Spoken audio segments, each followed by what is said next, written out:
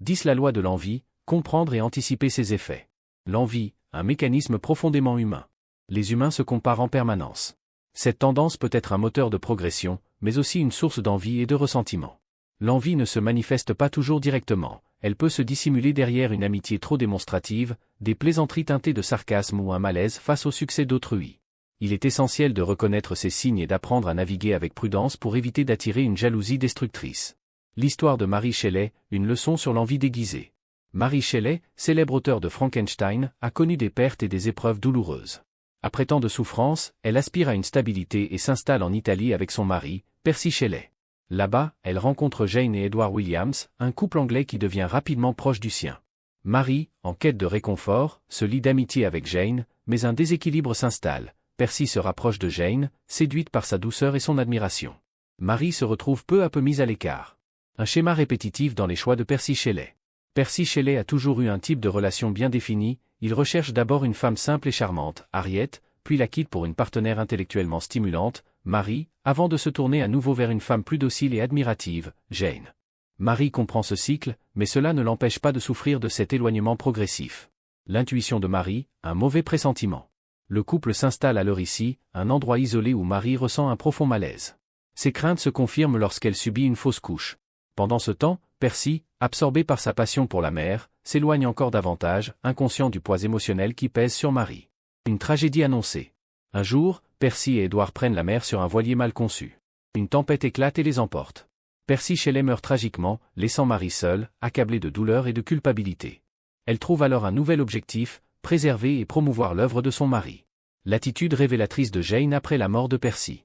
D'abord effondrée, Jane se remet rapidement. Mary, encore sous le choc, l'aide à établir des contacts à Londres. Rapidement, Jane se rapproche de Thomas Hogg, tandis que Mary réalise que beaucoup de ses amis l'abandonnent, sauf Lord Byron. Pire encore, la famille de Percy refuse de reconnaître leur fils comme héritier tant qu'il reste sous la garde de Mary. La trahison dévoilée. Peu à peu, Jane tente d'influencer Mary en lui suggérant d'abandonner son fils et de ne pas retourner en Angleterre. Mary comprend alors que Jane n'a jamais été une véritable amie. Déterminée à protéger son enfant et à rétablir son honneur, elle rentre à Londres. Une reconnaissance tardive mais éclatante. De retour en Angleterre, Mary découvre qu'elle est devenue célèbre grâce à une adaptation théâtrale de Frankenstein. Son père republie son roman sous son vrai nom, ce qui renforce son succès. Après la mort de Lord Byron, son influence grandit encore. Jane, voyant la réussite de Mary, tente de renouer contact, mais cette fois, Mary se méfie. Une amitié toxique enfin brisée. Espérant retrouver un soutien, Mary s'installe près de Jane. Mais Jane, qui entretient une relation secrète avec Hogg et tombe enceinte de lui, commence à s'éloigner et à devenir froide. Mary découvre alors la vérité. Jane la calomniait depuis des mois, affirmant que Percy ne l'avait jamais aimée et qu'il était malheureux avec elle. Ces rumeurs ont contribué à l'isolement de Mary. L'ultime confrontation est la décision de Mary. Mary confronte Jane, qui nie tout en jouant les victimes. Mais Mary a compris, Jane a toujours été manipulatrice. Déterminée à ne plus être affectée par cette relation toxique, elle coupe définitivement les ponts. L'émancipation de Mary Shelley. Au lieu de se laisser abattre, Mary se consacre à la publication des œuvres de Shelley et gagne le respect du monde intellectuel. Tandis que la vie de Jane avec Hogg tourne à l'échec, Mary devient une figure respectée et influente. Jane n'a pas seulement trahi Mary, elle a tenté de lui voler son passé et ses souvenirs heureux. Mais Mary a compris que la véritable souffrance ne vient pas seulement des épreuves de la vie, mais de la manière dont les autres les transforment en blessures profondes. En surmontant la trahison et en affirmant sa valeur, Mary Shelley a transformé l'adversité en force et s'est imposée comme une femme influente et respectée. L'envie naît souvent dans l'amitié. L'envie prend racine lorsqu'une personne admire une autre tout en se sentant inférieure à elle. Ce paradoxe crée un attachement ambigu, l'envieux cherche à se rapprocher de son modèle pour masquer son sentiment d'infériorité. Mais cette proximité ne fait qu'intensifier son malaise, menant à une relation déséquilibrée où l'admiration se teinte progressivement de frustration. Les envieux finissent par saboter ceux qu'ils admirent. Au début, leur comportement est chaleureux et amical. Cependant, avec le temps, leur admiration se transforme en ressentiment. Pour apaiser leur frustration, ils réinterprètent la réussite de l'autre de manière négative, cherchant à le discréditer ou à minimiser ses accomplissements. L'envie devient alors un moteur de sabotage, parfois subtil, parfois direct. L'exemple de Mary Shelley et Jane. Un cas marquant d'envie toxique se trouve dans l'histoire de Mary Shelley et Jane. Admirative de Mary, Jane ressentait néanmoins une profonde insécurité face à son talent. Incapable de gérer cette contradiction, elle a tenté de séduire Percy Shelley, le mari de Mary, et de ternir la réputation de cette dernière.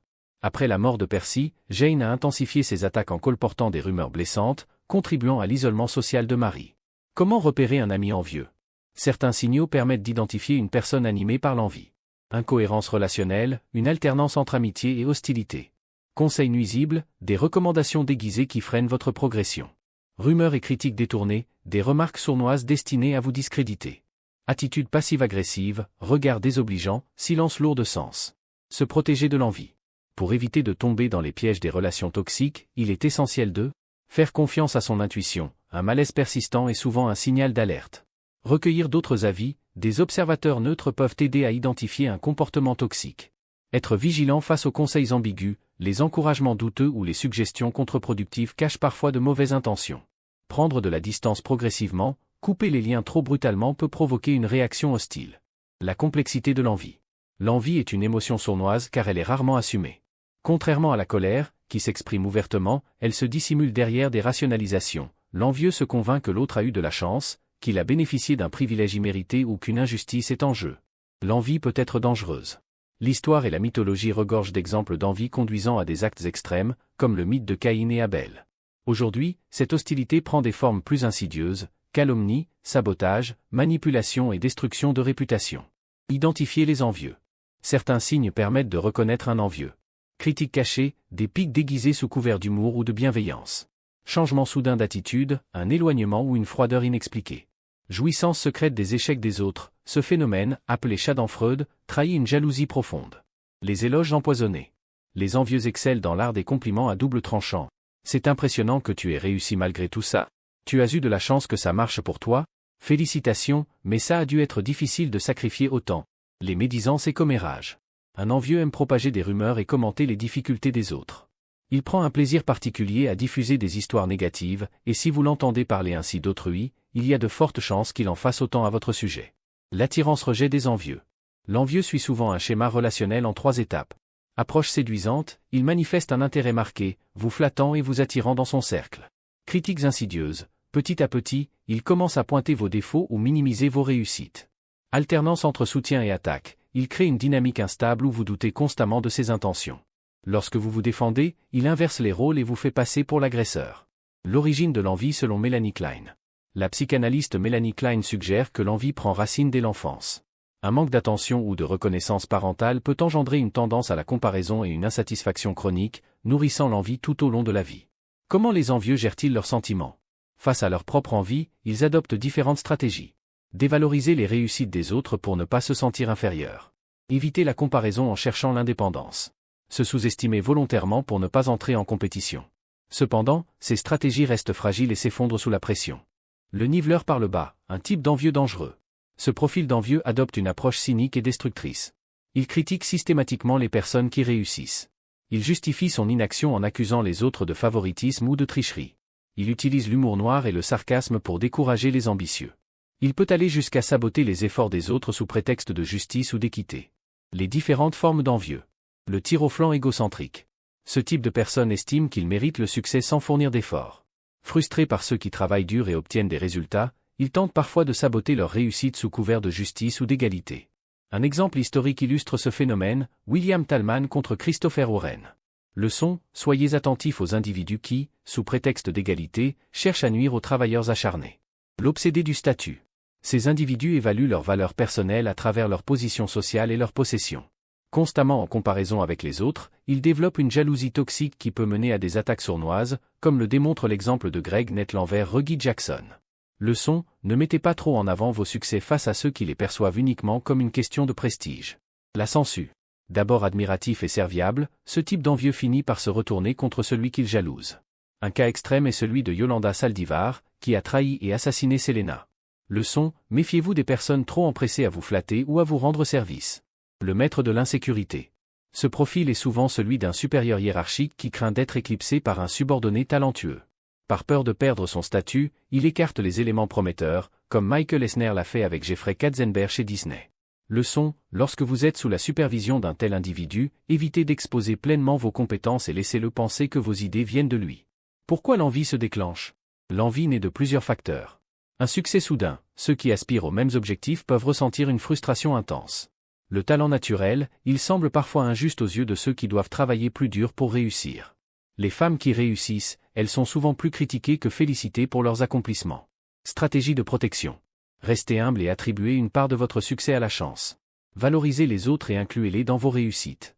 Prenez vos distances avec ceux qui manifestent une envie excessive. Identifiez et gérez l'envie active. Les envieux cherchent à provoquer une réaction négative chez leur cible. Pour s'en protéger, restez calme, ne leur donnez pas d'emprise sur vous. Prenez de la distance, rompre progressivement le contact est souvent la meilleure solution. Ne cherchez pas la vengeance, l'envieux souffre déjà de sa propre frustration. L'envie est amplifiée par les réseaux sociaux, qui exposent une version idéalisée de la vie des autres. Cela peut créer un sentiment d'envie collective, parfois exploité à des fins politiques ou sociales. Transformer l'envie en force positive. Reconnaître l'envie en soi, il faut la comprendre pour mieux la maîtriser. S'en servir comme motivation, au lieu de jalouser, utilisez-la pour progresser. Pratiquer la gratitude, se comparer à ceux qui ont moins aide à relativiser. Transformer la jalousie en admiration, considérer le succès des autres comme une inspiration. Fixer un objectif personnel, cela permet d'éviter la comparaison toxique. Se réjouir du succès des autres, mythe Freud, plutôt que d'éprouver du plaisir à voir leur échec, Chaddan Freud. L'envie est une émotion universelle. Mal gérée, elle devient un poison. Mais en développant la confiance en soi, une éthique de travail solide et une admiration sincère pour les autres, elle peut se transformer en moteur d'accomplissement personnel.